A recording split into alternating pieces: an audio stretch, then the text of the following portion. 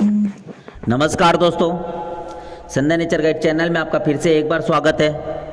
मेरा नाम है चितरंजन और आज मैं आपके लिए लेके आ गया हूँ हिस्ट्री ऑफ एंशिएंट इंडिया का 9वां एपिसोड।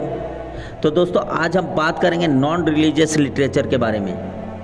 दोस्तों नॉन रिलीजियस लिटरेचर का मतलब है कि जो धर्म से जुड़े नहीं हैं, वो साहित्य जो सिंपली बुक वगैरह लिखी गई, उन साहित्यों से भी भारत के इतिहास के बारे में पता चलता है। दोस्तों उसमें से एक साहित्य था मुद्रा राक्षस।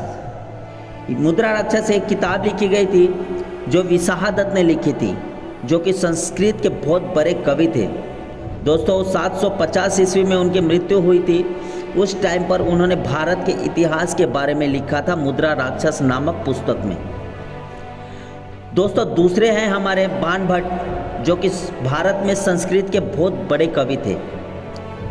दोस्तों एक टाइम पर राजा हर्षवर्धन पुष्यपति साम्राज्य के राजा बने थे 606 ईस्वी से 647 ईस्वी के अंदर। दोस्तों एक कॉमन एरा की बात चल रही है। उनके राज्य में कवि थे, उन्होंने किताब लिखी थी हर्षचरित्र, जो कि राजा हर्षवर्धन थे, उनकी बायोग्राफी लिखी गई थी। राजा हर्षवर्धन कैसे थे, वो कितने बड़े दानवीर थे, कौन कौन से युद्ध उन्होंने जीते, कौन कौन से युद्ध उन्होंने हारे, अपने राज्य पाट उन्होंने कहाँ तक फैला दिया, प्रजा को वो किस तरीके से रखते थे, उन्होंने ये सब लिखा। दोस्तों साथ ही आ जाता हमारा विदेशी साहित्य। दोस्तों शुरुआत के वीडियो में मैंने बताया कि आज से 1000 साल पहले, 1500 साल पहले विदेशों से कुछ यात्री आए, उन्होंने अपने देश में जाके कुछ किताबें लिखी।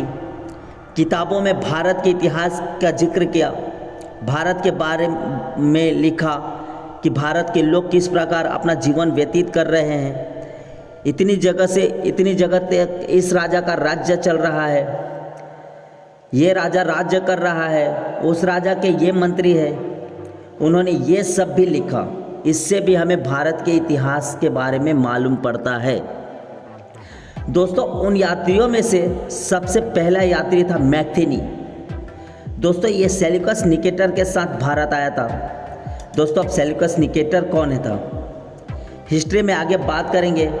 ये सेल्यूकस निकेटर सिकंदर का सेनापति था, जो कि सिकंदर के साथ भारत आया था। सिकंदर ने भारत के ऊपर आक्रमण किया था।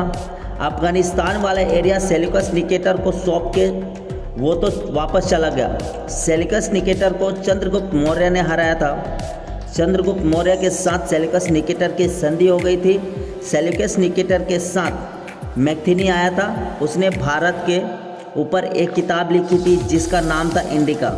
दोस्तों देखो नाम में इंडिया आ रहा है, देखिए नाम में इंडिया दिखाई दे रहा है। उन्होंने इंडिका नामक बुक लिखी थी। उस बुक से हमें भारत के इतिहास के बारे में बहुत सारी जानकारी मिलती है। तो दोस्तों आज के लिए बस इतना ही। आने वाले वीडियो में हम बात करेंगे कि फाहियान कौन था, हैंसुंग चीनी यात्री कौन से राजा के टाइम पर इंडिया आया था। तब तक आप अपना ख्याल रखिए और मुझे दीजिए इजाज़त। नमस्कार, आदाब, सत श्री अकाल, बाय बाय।